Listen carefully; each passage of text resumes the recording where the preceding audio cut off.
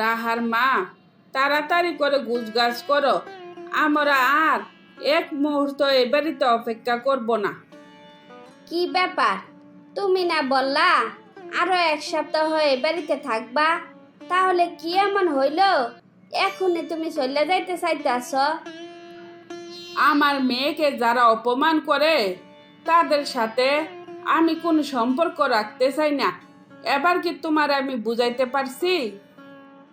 কার এত বড় সাহস আমার মেয়েরা অপমান করছে? তার নামটা আমার একবার বলো, তার চেহারাটা আমি একবার দেখি। আমার গুণধর বাগিনা, যার প্রশংসা সারা এলাকার সবাই করে, তার ভালো মনে কইরা রাহা ওরে পছন্দ করছিল, আর সেই ছেলে রাহার মুখের উপর না করে দিল। তুমি বলো, কাজটা কি ওই ঠিক করলো? না তো, কাজটা তো ওই মোটো ঠিক করলো না। আমার কলিজার টুকরা রে সে চরম অপমান করলো। এই অপমান সহ্য করার মতো না। চলো, আমরা আর এখানে থাকবো না। মামি, কে রাহারে অপমান করছে? তার নামটা একবার আমারে বলো তো। তোমার বাইরে নাকি রাহা পছন্দ করছে, কিন্তু পরশ নাকি রাহারে কোনো পাত্তাই দেয় নাই। কাজটা কি ওই ঠিক করলো? মামি, আমি শুনলাম পরশ রাহারে পছন্দ করে, কিন্তু তোমার কাছে শুনলাম উল্টা। তার মানে এখানে একটা রহস্য আছে। তোমরা থাকো, নিশ্চয় আমি এর রহস্য খুঁজে বের করব। শোনো মিতালি, আমি মনে করি এই ব্যাপারে আর কথা না বলে ভালো। রাহার মন ভেঙে গেছে, তাই এই অপমান নিয়ে আমরা আর এই বাড়িতে থাকতে চাই না। মামি, রাহা খুব ভালো মেয়ে, আর ওরে কেউ অপমান করব তা তো আমি মানতে পারবো না। আমাকে জানতে হবে কেন পরশ ওরে অ্যাভয়েড করছে। বলতে না বলতে পরশ আইসেও পড়ছে। কি ব্যাপার, আমারে নিয়ে এখানে কোনো কথা হচ্ছে নাকি? তুই নাকি রাহারে বলছস ওরে তোর পছন্দ না, তা কি সত্যি? একদমই মিথ্যা কথা বলবি না। এখানে মিথ্যা বলার কি আছে? বউ হিসাবে ওরে আমার মোটেও পছন্দ না।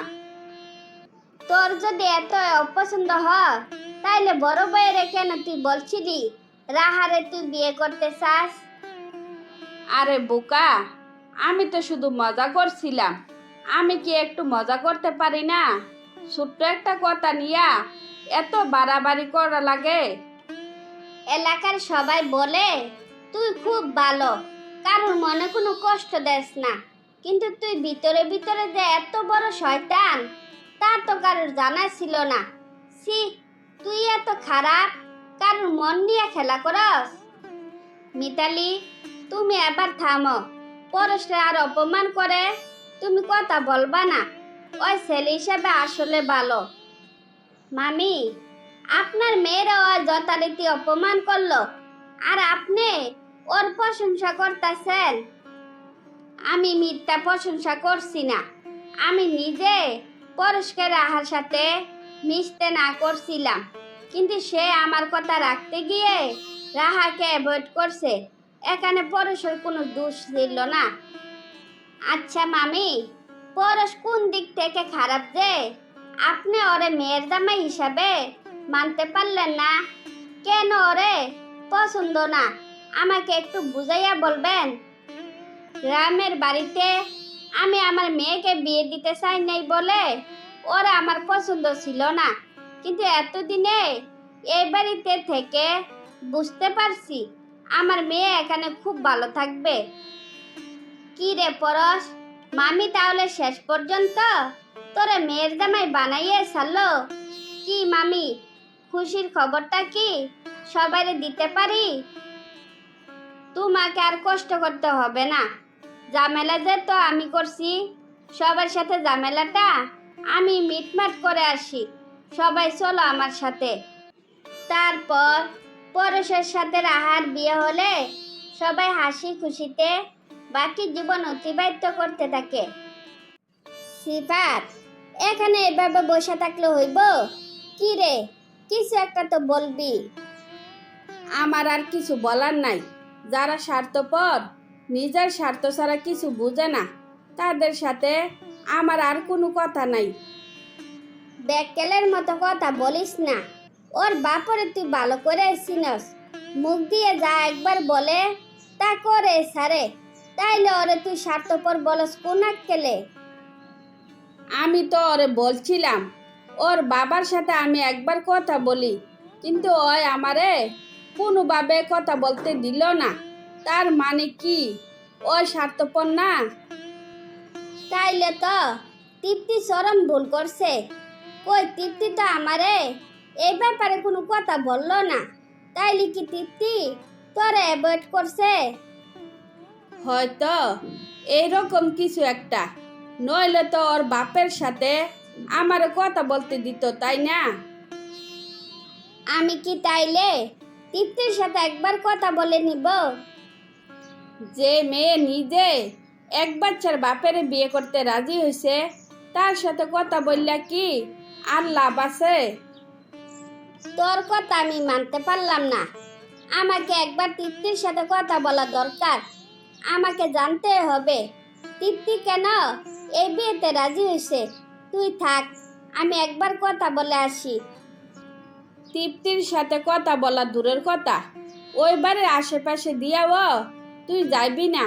ওরা আমি মন থেকে ঘৃণা করি। শুন, আমার তৃপ্তি চিনে না। আমি কি করতে পারি?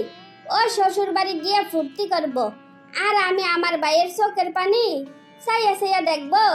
তা হবে না। আমাকে আসল সত্যিটা জানতে হবে।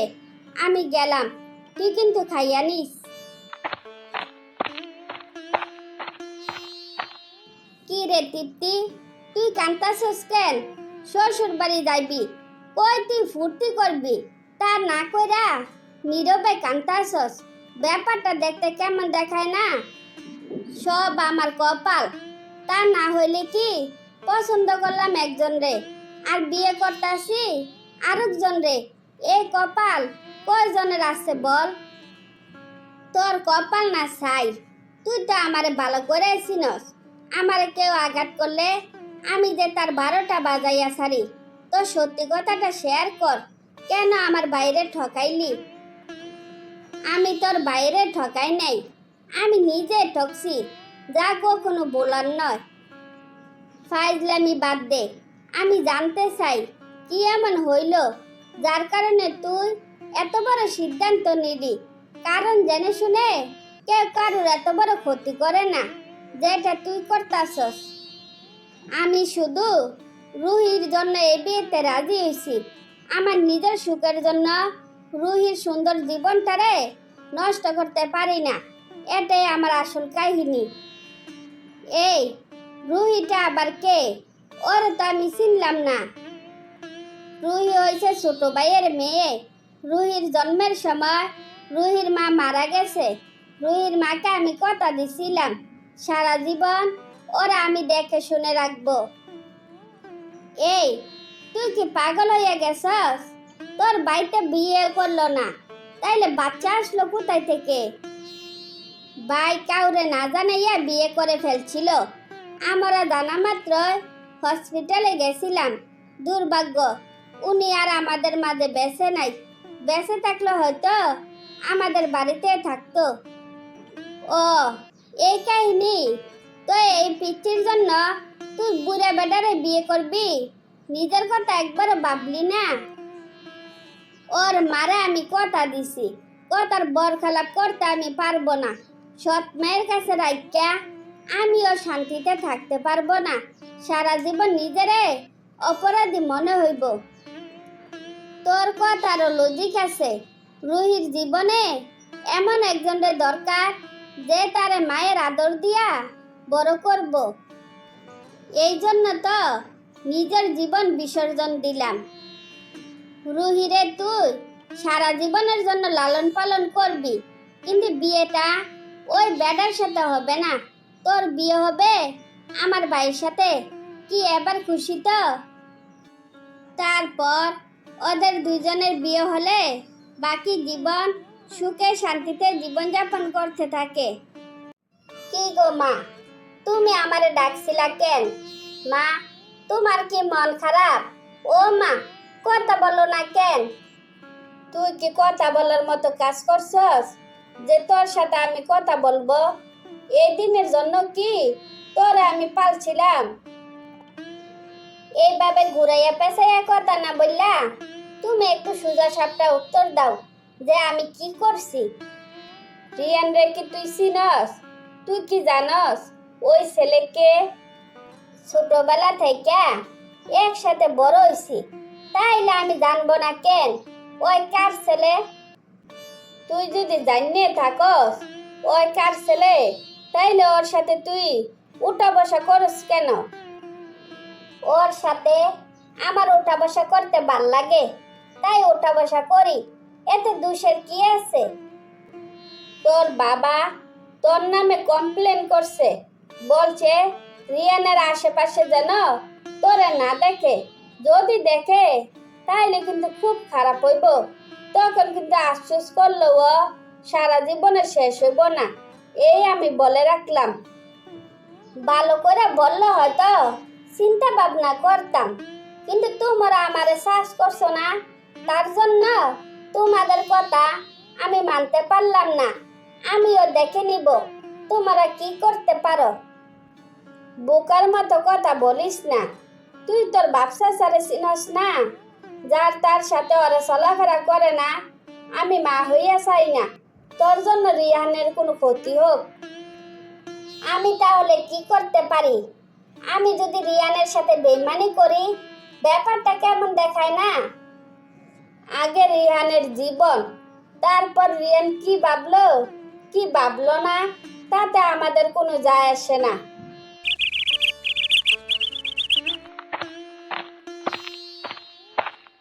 কি রে, আজকাল তো এমন একটা ভাব দেখাইতাছস, মনে হইতাছে আমারে তুই চিনস না। কি রে, কথা বলস না কেন? আমার আব্বা পছন্দ করে না আমি যে তোমার সাথে চলাফেরা করি, তাই আমিও আর তোমার সাথে কথা বলতে চাই না। এই কথাটা তুই এখন বলতাছস কেন? আমি তো শুরুতে তোরে বলছিলাম তোর বাবা কোনোদিনও আমাদের সম্পর্কটা মেনে নিব না। তখন কি আমার কথা তোর কানে যায় নাই? যা হওয়ার তো হয়েই গেছে। Past is past. তুমি শিক্ষিত ছেলে, তুমি চাইলে আমার সাথে ভালো মেয়ের সাথে তোমার বিয়ে হবে, তুমি খুব ভালো থাকবা। আমার ভালোর কথা তোর চিন্তা করতে হইব না। আমি না চিনলেও আমার মা কিন্তু তোরে ঠিকই চিনছিল। আমার মা আমার একদিন বলছিল, এ মেয়ে শুধু শুধু তোর সাথে টাইম পাস করে, দেখবি একদিন তোরে ঠিকই বুঝলা যাইব। মায়ের কথাটা ঠিকই সত্যি হইল। দিন শেষে সবাই আমারে ভুল বুঝলো। আজ থেকে তোমার আমি চিনি না, আমারও তুমি চিনো না। আজকের দিনটারে আমি নিশ্চয় মনে রাখবো। তুই যে এত বড় বেইমান তা আমার কোনোদিনও জানা ছিল না। আমারে ভুলে গিয়া ভালো থাকিস।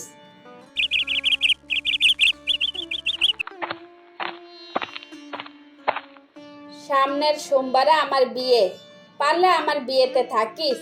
মেয়ে হিসেবে অনেক ভালো, ভালো চাকরিও করে, কিন্তু তোরা আমি আজও বলতে পারিনি, তাই প্রথম দাওয়াতরা তোরে দিলাম।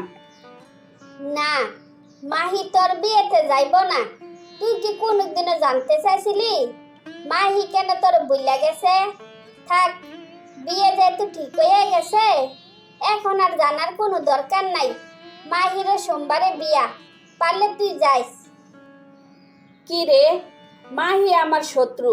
আমার আর শত্রুর বিয়া তো একদিনে হওয়া ঠিক হয় নাই। আজকে আমি আমার বিয়ের ডেট পাল্টাইতেছি। এই, তুই কি জানস তোর বিয়ে কার সাথে ঠিক হইছে? না জানি না এমনি লাফাইতেছিস কেন? তুই তো ভালো কথাই মনে করছস, আমি তো সত্যিই জানি না আসলে আমার বিয়ে কার সাথে ঠিক হইছে। মা বলছে সোমবারে তোর বিয়ে, বাস দাওয়াত করতে চলে আসলাম। আরে গাদা, মাহির সাথে তোর বিয়ে ঠিক হইছে, কি কেমন লাগলো? ওদের মনে যদি এই চলে তাহলে 5টা বছর আমার এত কষ্ট দিল কেন? আমারও চিনে না। 5 বছর মাহিরে আমি বাপের বাড়ি পাঠাবো না। কি আমি ঠিক বলছি না? তারপর দুইজনের বিয়ে হলে সুখে শান্তিতে জীবনযাপন করতে থাকে।